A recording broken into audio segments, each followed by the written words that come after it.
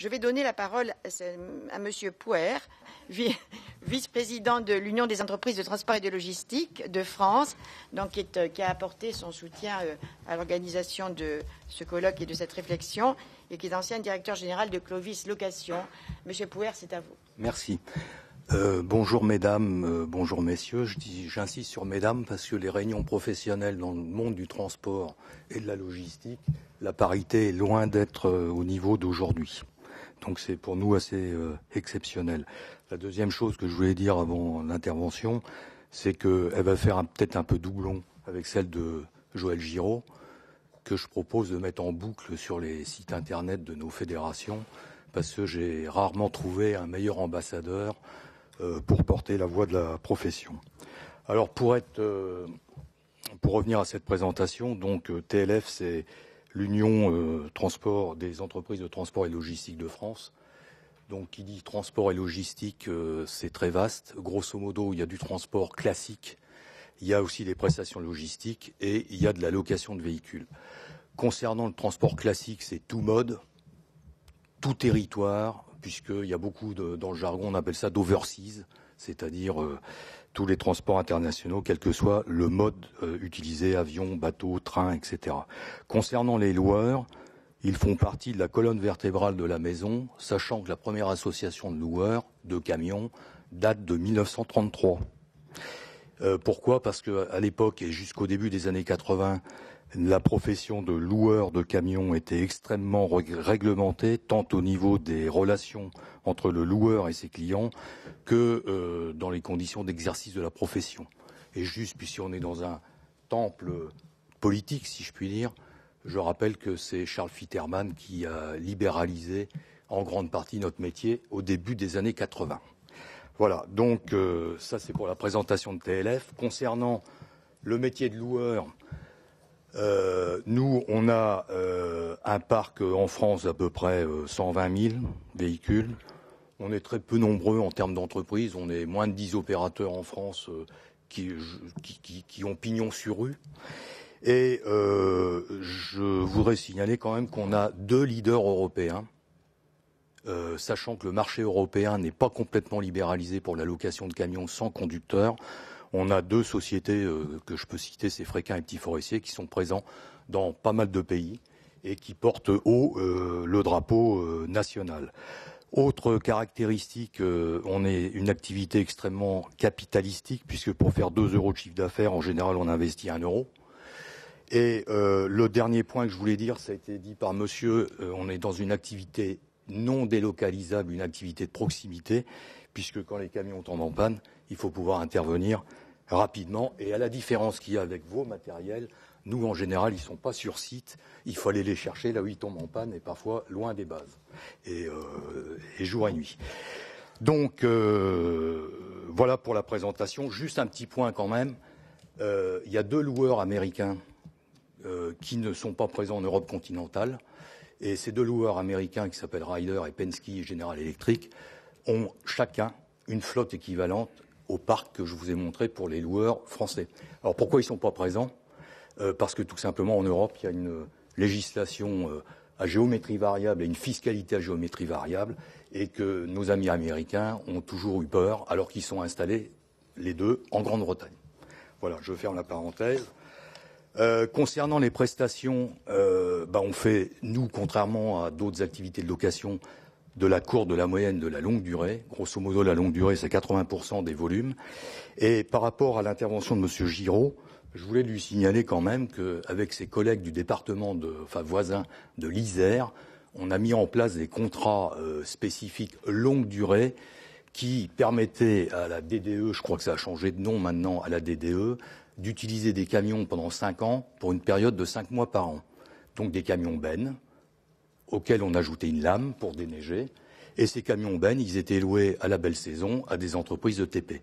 Mais donc on avait fait un beau dossier, j'ai souvenir d'un dossier de mutualisation entre l'usage privé, l'usage public, entre la saisonnalité des uns et des autres, ce qui n'empêchait pas que notre contrat n'a pas bénéficié de la récupération du fonds de compensation de la TVA. Alors je ne vais pas vous faire le descriptif de ce que vous voyez derrière. Nous, on assure une prestation complète. Et en général, les options, c'est des éléments de la prestation qu'on enlève à la prestation globale. C'est pas le contraire. C'est pas la mise à disposition d'un véhicule et on rajoute ci ou ça comme de multiples tiroirs. Nous, en général, c'est tout, sauf le conducteur, puisque là, il s'agit de location sans conducteur. Ok ? Juste un autre point également, les collectivités territoriales sont en général le chantre du développement durable. Et en ce qui nous concerne, on constate quand même que le parc qui est utilisé par les collectivités territoriales, du fait notamment de l'achat des matériels, ont une durée de vie extrêmement longue, parfois trop longue. Alors peut-être que de temps en temps devant la mairie on met des véhicules récents et propres ou électriques, mais c'est pas toujours le cas. Et j'ajoute que le parc moyen des loueurs a un âge moitié moins important que le parc national français. C'est-à-dire qu'on a des véhicules récents, donc je ne vais pas vous refaire l'article, économie, écologie, ergonomie, sécurité, etc. etc. Okay. Donc on est en plein, et notamment à travers l'exemple du département de l'Isère, on est en plein dans ce que, je crois que c'est la Fondation Concorde a mis en place, enfin l'économie de fonctionnalité, parce que maintenant, en France aussi, on utilise un tas de mots pour décrire des choses qui se font depuis belle lurette. Je pense la location, maintenant, c'est de l'économie de fonctionnalité. Donc nous, on en fait depuis le début du siècle dernier. Alors, concernant nos clients, historiquement, la profession du transport public routier, ils connaissent tous, ils font appel à la location, je veux dire, c'est nos cousins germains, et on a une pénétration d'à peu près 50% dans ce secteur d'activité. Concernant les entreprises dites en compte propre, c'est-à-dire toutes les autres, celles qui livrent, Initial BTB est une entreprise qu'on qualifie en compte propre au sens de la législation, c'est-à-dire elle utilise ses propres véhicules en propriété ou en location pour livrer ses produits et sa prestation de service. Ça représente à peu près 20% de pénétration différenciée selon les secteurs d'activité. Et puis alors, les collectivités territoriales, on est à 3%. Et encore, je ne vous garantis pas que là-dedans, on ne met pas les hôpitaux à travers leur blanchisserie, puisqu'il y a, comme vous l'avez souligné, et ça fait notre bonheur, comme vous l'avez souligné, il y a des hôpitaux qui gèrent leur blanchisserie eux-mêmes, et puis également des services de restauration, etc., etc. Alors pourquoi c'est simple, c'est à travers c'est la différence, c'est la TVA.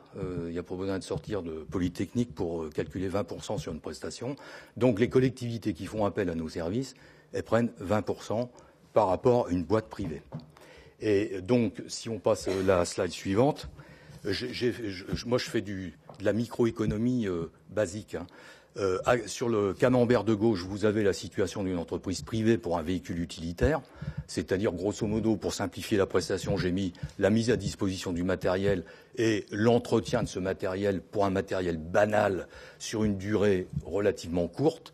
Et donc en gris à gauche, vous avez le cas d'une entreprise privée. Au milieu en rouge, vous avez le même véhicule loué à une collectivité territoriale. Et puis à droite, la suggestion que nous faisons, c'est de pouvoir bénéficier du fonds de compensation de la TVA sur la partie du loyer qui correspond à la mise à disposition du véhicule, à l'exclusion pour l'instant et au stade intermédiaire des prestations annexes, puisqu'elles sont considérées comme des prestations de consommation. Alors, tout ça, donc le rouge dans les camemberts, c'est la fiscalité. Voilà.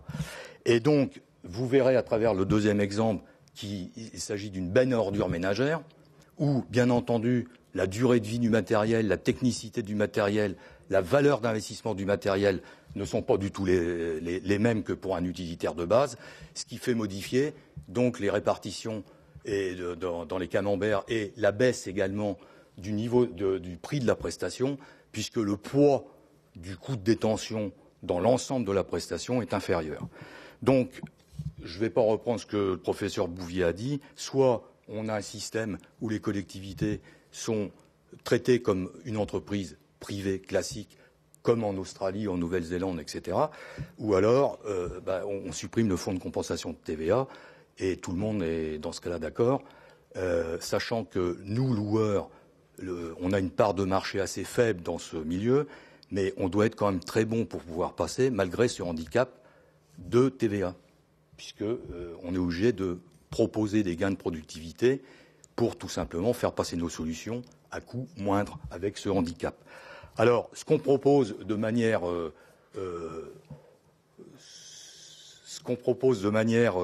je veux dire un peu pragmatique, c'est de pouvoir. Alors, c'est compliqué d'apparence, mais c'est uniquement de l'arithmétique bête et méchante. Alors, juste un point.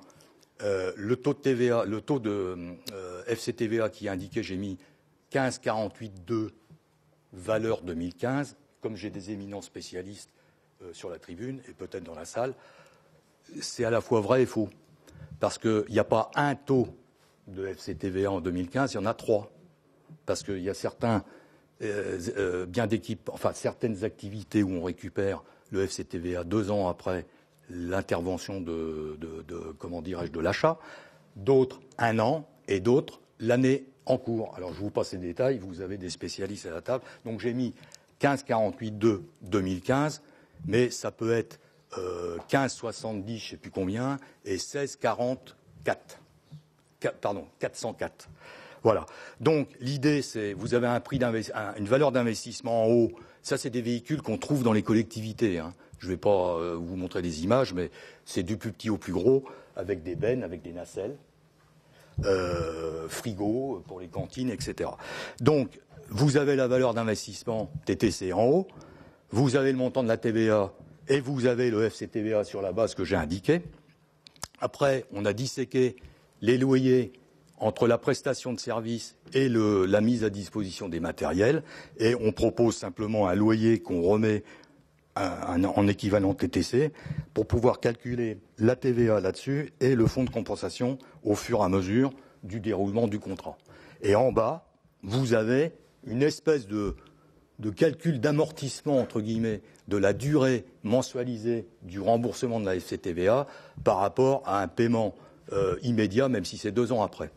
Donc, grosso modo, et c'est pas le fait que le FCTVA ait un taux variable, puisque en haut on retrouve la même chose qu'en bas, grosso modo, les durées seront toujours les mêmes. C'est-à-dire, en clair, on a des durées qui vont largement au-delà des durées d'utilisation chez le loueur du matériel. Donc, l'avantage, c'est de pouvoir, rembourser le FCTVA que sur une partie de l'investissement, puisque ce véhicule sortira à la fois du contrat de location de la collectivité, voire même du patrimoine du loueur avant la période indiquée. Donc là, il y a une économie. Et la deuxième chose, c'est que le fait que sur les véhicules, il y ait des valeurs résiduelles, on ne paiera pas forcément la TVA sur la totalité de l'investissement. Voilà. Alors, donc, les avantages de la formule.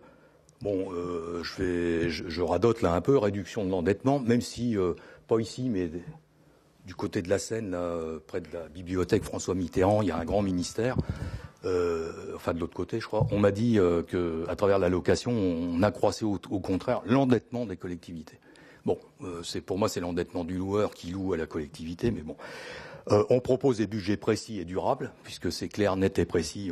Voilà, c'est une solution souple et économique, puisque le job du loueur, c'est pas uniquement de fournir du matériel, c'est d'aider son client à gérer son parc, c'est-à-dire à faire l'adéquation entre les besoins permanents au minimum et fournir du matériel supplémentaire en cas de besoin. Donc réduire, on va dire, le point mort du parc nécessaire. Alors une chose là qui n'est pas démontrée, c'est que le loueur est responsable de pas mal de choses, et notamment par rapport aux collectivités. Il y a un certain nombre de responsabilités civiles et pénales qui incombent au loueur en lieu et place de l'opérateur qui est la collectivité si jamais elle achète elle-même ses véhicules. Je vous citerai également que tous les nouveaux véhicules avec des énergies alternatives sont proposés, vu le risque que ça représente aujourd'hui, vu la taille du marché, ils sont proposés en location. Vous verrez que j'ai mis une petite revue de presse vite fait à la fin. La mairie de Poitiers cherche à s'équiper d'autobus ultramodernes électriques, et ils vont opter pour la location. Alors bon, il y a un tas de subtilités entre les régies, la délégation de services publics, etc. Je ne vais pas rentrer dans les détails, mais toujours est-il qu'une collectivité qui veut prendre du véhicule électrique en direct, elle ne récupère pas le FCTVA sur sa location longue durée. Et pour l'instant, il n'y a pas beaucoup de formules alternatives à la location pour ces nouvelles énergies. Le point important pour l'État, c'est quand même de rembourser à tempérament le fonds de compensation de TVA, donc soulager un peu sa trésorerie. Et puis je vous ai dit, le dernier point, c'est qu'un véhicule ne peut pas être à la fois loué et acheté. Alors si on avait une part de marché de 50% qui bénéficiait déjà de la récupération du fonds de compensation de la TVA, on pourrait se poser des questions. Mais avec 3% de pénétration dans le monde de la collectivité, ça veut dire que 97% des véhicules sont achetés. Et 97% des véhicules qui sont achetés bénéficient du fonds de compensation de la TVA. Donc nous, c'est une solution alternative qui a un gros avantage à nos yeux, c'est que ça ne coûte rien à l'État qui n'a pas forcément besoin de ça en ce moment. Juste un dernier point, je crois que c'est... on a parlé du crédit bail. Alors c'est vrai que le crédit bail est un produit, on va dire, d'essence financière, même si juridiquement c'est un contrat de location. Mais le crédit bail, c'est là la subtilité encore. Le crédit bail, la collectivité qui investit à travers le crédit bail va récupérer le fonds de compensation de la TVA sur la valeur résiduelle, très faible en général, du bien lorsqu'elle l'aura acquis. Pas sur les loyers, mais sur... voilà, bon. Il y a des gens qui ont écrit des bouquins là-dessus, je crois. Alors, bon, je termine là-dessus. Donc, vous avez, y compris Monsieur Barouin en photo, que Philippe Laurent doit connaître. Voilà, donc je n'ai pas besoin de vous refaire l'article. Je voulais simplement, en guise de conclusion, dire que notre souhait, c'est de ne rien coûter de plus. Notre souhait, c'est de faire baisser les coûts, mais on a ce handicap. Et nous, ça fait pas forcément des décennies qu'on s'est occupé du sujet. Ça fait 3 ou 4 ans chez TLF, et c'est pour ça que je remercie le DLR et sa présidente de nous avoir conviés à ce colloque, parce que à plusieurs, on est, j'espère, mieux pour porter le message. Voilà, merci.